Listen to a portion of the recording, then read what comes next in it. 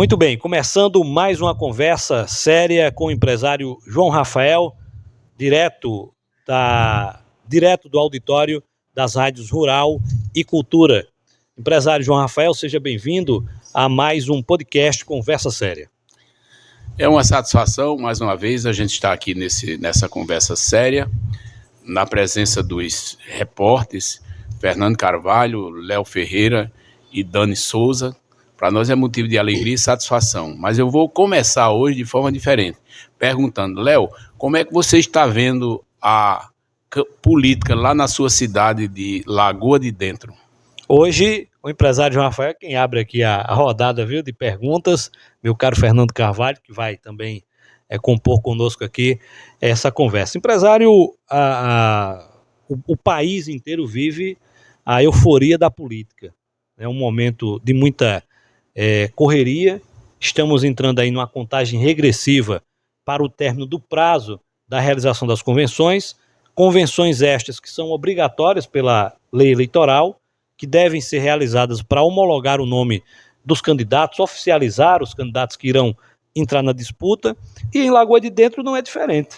Lagoa de Dentro só é diferente o cenário político, porque pela primeira vez nós vamos ter, empresário, 3 nomes de parentes da mesma família disputando a prefeitura.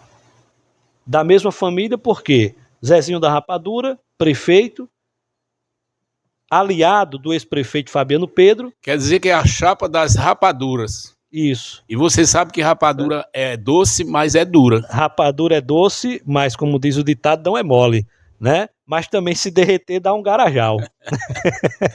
Então, eu falei isso porque Zezinho da Rapadura, que é o atual prefeito, naturalmente, Fernando Carvalho segue para a reeleição, é tio de Fabiano Pedro, que já foi prefeito de 2 mandatos e que era aliado de Zezinho. Era porque deixou a base de Zezinho da Rapadura para se tornar oposição e lançar candidatura. Fabiano, Daniel Souza, lançou candidatura contra o tio Zezinho. E já havia um outro dissidente do grupo Rapadura, que era o primo de Fabiano Pedro, o Camarfe Douglas, que deixou o grupo de Fabiano, ainda no pleito anterior, e foi para a oposição, se tornando uma das lideranças da oposição. Então nós vamos ter, nesse cenário, empresário, lá em Lagoa de Dentro, uma disputa acirradíssima entre tio, sobrinho e primo. Agora, a efervescência da política, a euforia da política, isso vai se viver como se vive em todo o país, porque tanto em Guarabira, quanto em Campina Grande, ou lá mesmo em Minas Gerais, em qualquer um daqueles municípios, lá em São Paulo, no Rio de Janeiro, aqui em João Pessoa, todos os municípios vivem o clima da euforia política. Né? Muito bem.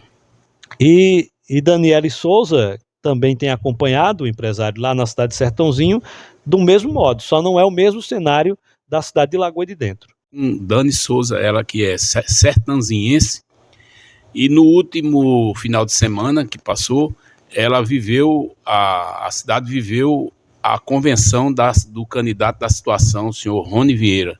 Como é que você viu essas convenções e como é que está o clima político na cidade de Sertãozinho, Dani?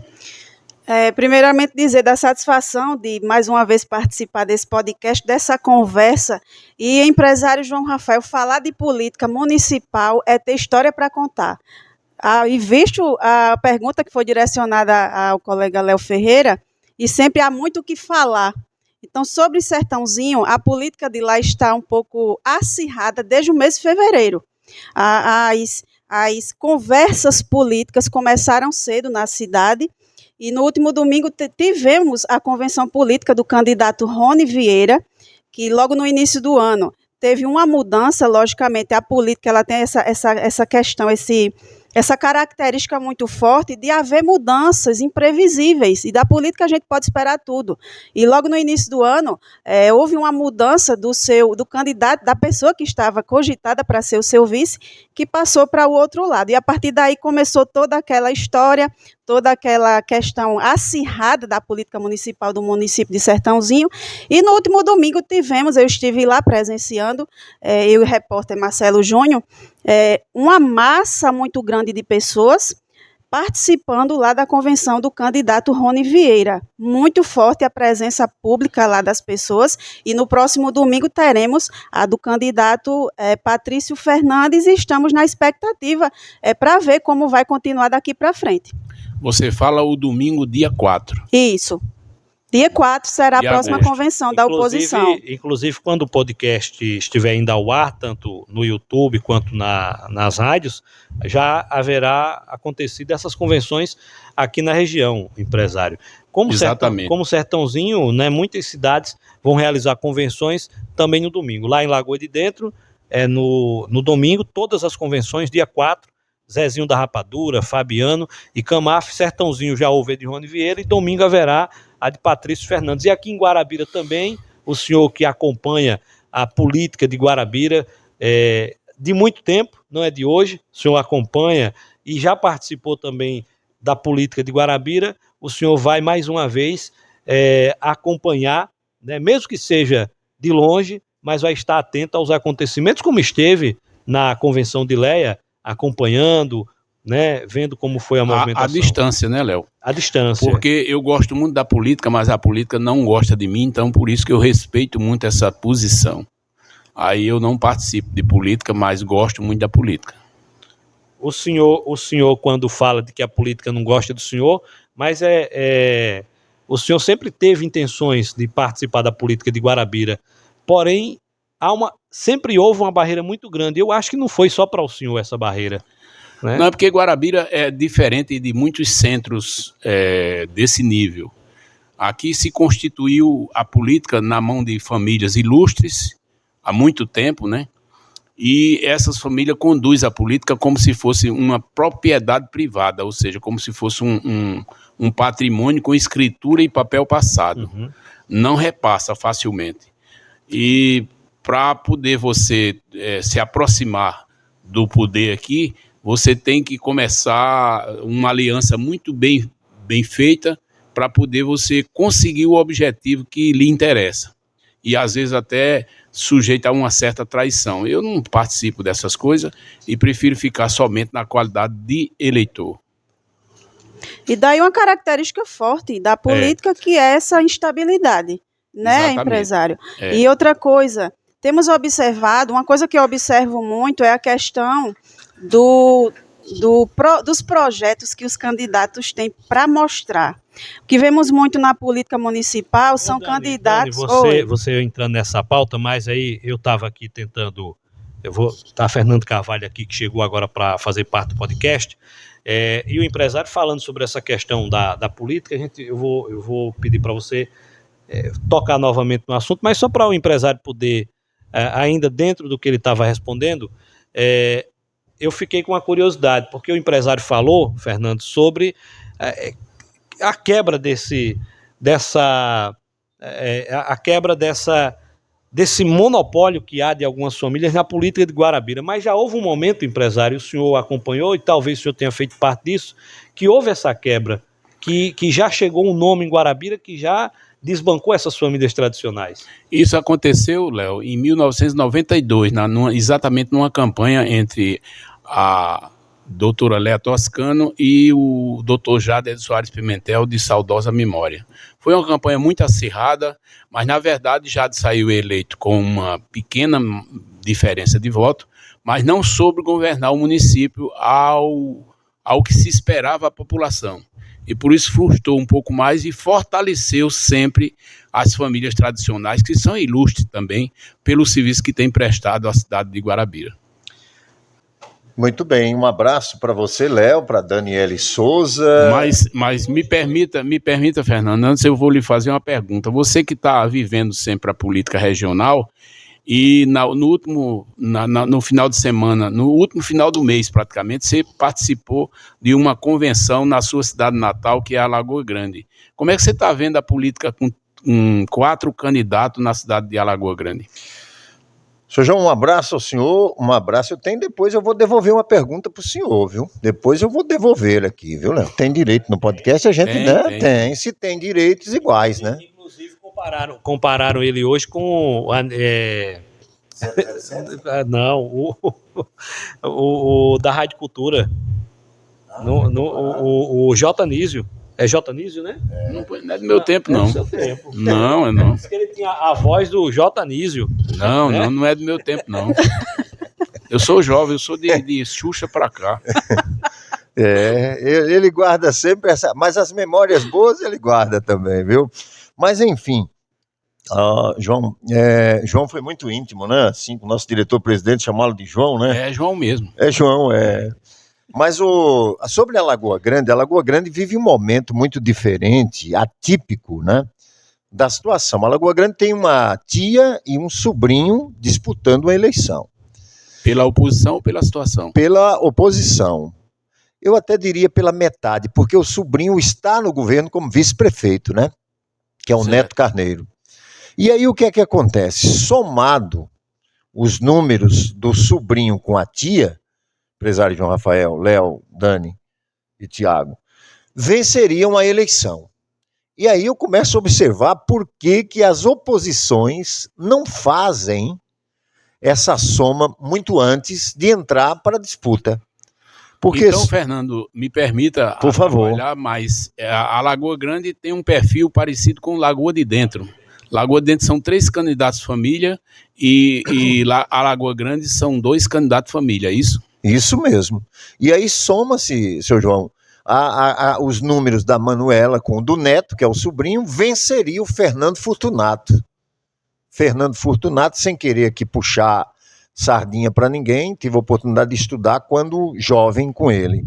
E a Manuela e o Neto são conhecidíssimos também da nossa família. Mas a Lagoa Grande vai para essa disputa com a família Carneiro rachada. A família Carneiro que já administrou a cidade com o Dr. Bosco por 3 mandatos, com o Bosco Júnior por 2 mandatos, agora o Neto Carneiro, com um mandato de vice, busca só que parte rachada, seu João. E quando uma fundação começa rachada, talvez, se não tiver um bom engenheiro no meio do caminho, a coisa não se resolva. Isso está acontecendo em Alagoa Grande. Verdade. E em Lagoa de Dentro, né? Agora eu queria devolver a pergunta para ele, Léo. Ele fez a pergunta, me surpreendeu hoje me perguntando, né? Eu queria saber do empresário João Rafael. Ele está afiadinho, né? Afiado. Com todo respeito, né? Claro, nós temos um carinho muito grande, né, pelo empresário. Mas aqui no podcast o negócio é outro, viu? Aqui a conversa é séria. Eu quero perguntar a ele o seguinte, né? O seu João é um grande conselheiro de todo estado. Todo estado sabe disso, que candidatos a governadores vêm visitar João Rafael, que candidatos a senadores vêm visitar João Rafael, que candidatos a deputação federal vêm visitar João Rafael, para não deixar menos, a deputação estadual vem visitar João Rafael, e esta semana ele recebeu os 2 ícones da política de Guarabira, diferença de um dia. Como é que foi essa visita? Foi o senhor que agendou? Fernando, eu tive a felicidade de, na terça-feira, dia 30, eu recebi a visita do candidato, ainda pré-candidato, o ex-deputado Ranieri Paulino. Conversamos mais ou menos 1h30, 2 horas, tratamos de alguns assuntos sobre o desenvolvimento de Guarabira. Para mim foi muito importante porque eu tive a oportunidade também de ouvir e ao mesmo tempo de falar alguma coisa sobre o que interessa para nós de Guarabira. E no dia 31, na última quarta-feira, dia 31, eu recebi também agendado pelo candidato a vice-prefeito Raimundo Macedo, que é muito meu amigo, foi agendado com ele, e eu recebi a visita da candidata doutora Léa Toscano, acompanhada da sua filha, a deputada Camila, e também do prefeito Marco Diogo, junto com o seu vice na chapa, Raimundo Macedo, que é o atual presidente da Câmara. Então foi uma conversa espontânea também, muito boa. Dona Léa também tem muitas boas intenções para com a cidade de Guarabira, que também não é diferente com o pré-candidato Ranieri Paulino. Eu acho que todos hoje estão incumbidos e empolgados exatamente em oferecer os seus planos de governo exatamente à população a ser debatido e discutido, e, na verdade, a população vai ter pleno direito de, ouvindo e participando desse projeto de governo de cada candidato, escolher qual o melhor para a cidade de Guarabira. Eu acho que isso é muito importante para nós como eleitor. E com relação à presença da figura feminina na política de Guarabira, temos aí uma candidata à prefeitura, outra candidata à vice. Como o senhor avalia a presença feminina no cenário político Eu acho de Guarabira? muito importante. Até a nível estadual, né? Temos outras indicações também. A mulher sempre se mantém com muito respeito, principalmente na política ou em qualquer área que ela administra. Sem dúvida nenhuma, existe um respeito muito grande para a mulher. É tanto que Guarabira sempre contempla a Câmara Municipal com 2 ou 3 cadeiras femininas, isso quase que permanente, em cada eleição, e essa eleição não será diferente. Eu não tenho dúvida nenhuma que será 2 ou 3 vereadoras também com cadeira e com assento na Câmara Municipal, que é um poder importantíssimo para conduzir a administração municipal, que precisa de um poder legislativo atuante para que seja cobrado e aprovado aquilo que a sociedade deseja para o município. Um assunto internacional, o empresário é um homem ligado a várias questões. Se compara a democracia brasileira e se compara também a democracia venezuelana. O que é que o senhor pode acrescentar? E eu vou, se o senhor permitir, vou interrompê-lo aqui só para dizer o seguinte: democracia não podemos chamar com a Venezuela. Eu concordo, Fernando, plenamente. A Venezuela não pode se chamar um país democrata, porque senão vai exatamente ferir a democracia de outros países, principalmente da América do Sul, que nós estamos vendo que lá existe uma ditadura sanguinária, onde se sequestra, se prende covardemente, como vem acontecendo nos últimos dias.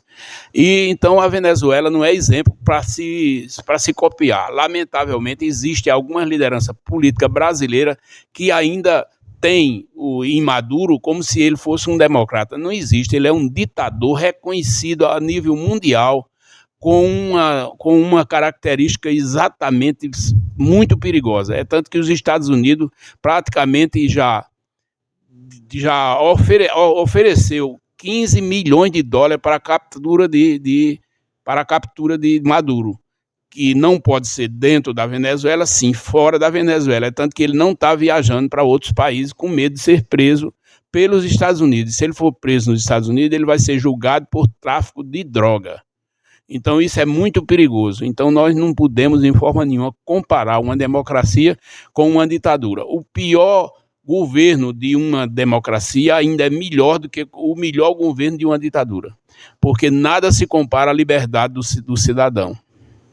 Fernando, tá aí, né? O empresário sempre atento, né, às questões até internacionais, porque, claro, eu acho que para a pessoa viver em um mundo e, né, poder acompanhar o ritmo do mundo, tem que estar atenado a ele, saber os acontecimentos, os fatos.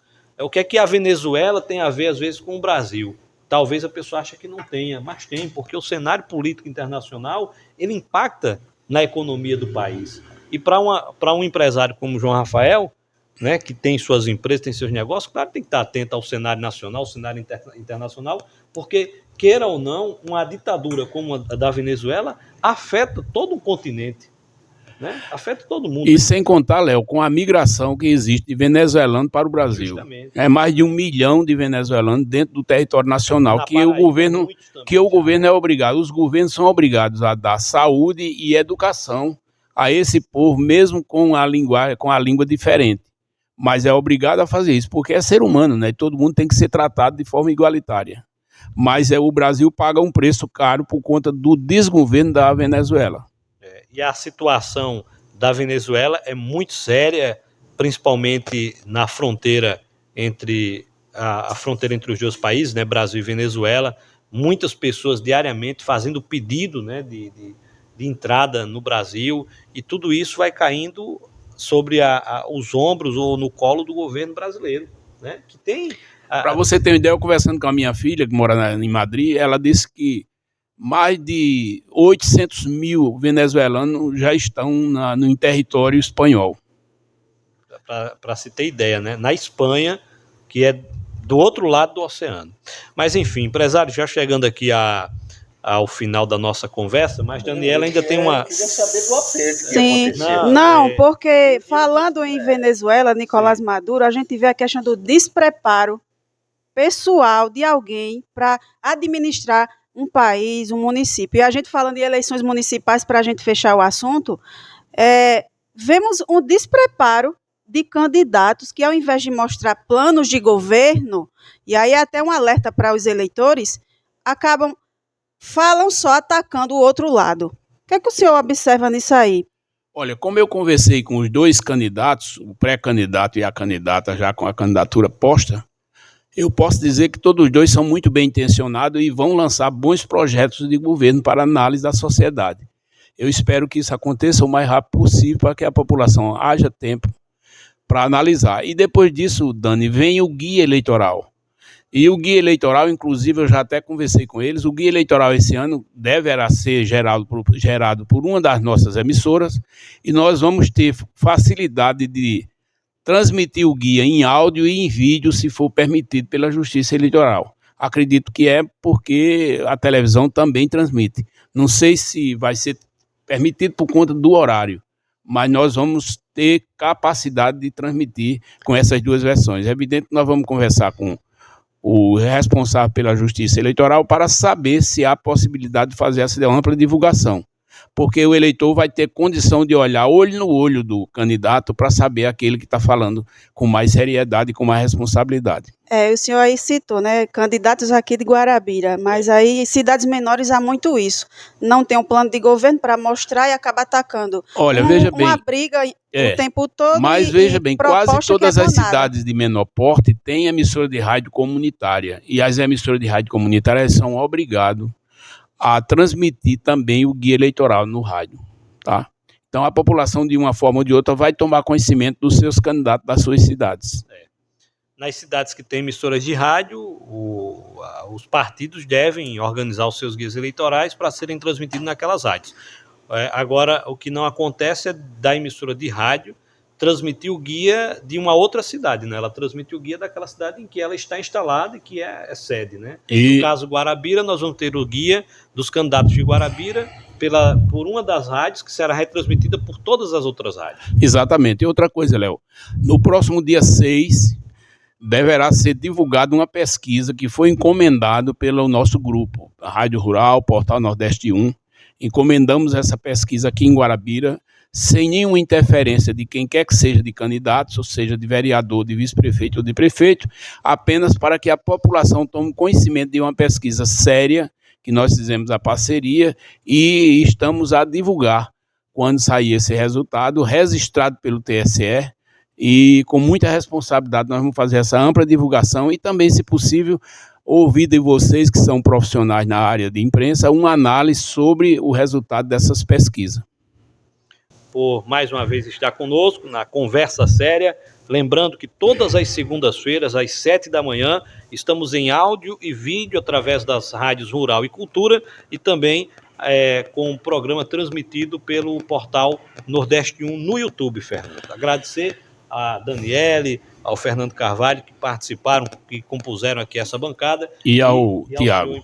Também a Tiago, sim, claro, não podemos deixar de falar de quem está por trás das câmeras, Tiago Ponsá, nosso editor, né, aqui do Portal Nordeste 1, também dando sua contribuição. Empresário, muito obrigado, viu? Eu que agradeço, Léo, a você. Encerrado de verdade era o senhor, foi o senhor que começou aqui. Mas eu é que agradeço porque vocês hoje deram um banho de respostas, porque o mundo não é formado, não é movido pelas respostas, e sim pelas perguntas. Aliás, não é pelas perguntas, e sim pela resposta. Então eu fiquei muito satisfeito com a resposta que vocês nos deram para o conhecimento amplo e total conhecimento da sociedade. Ok, então, muito obrigado, um abraço, estaremos de volta na segunda-feira com mais um Conversa Séria.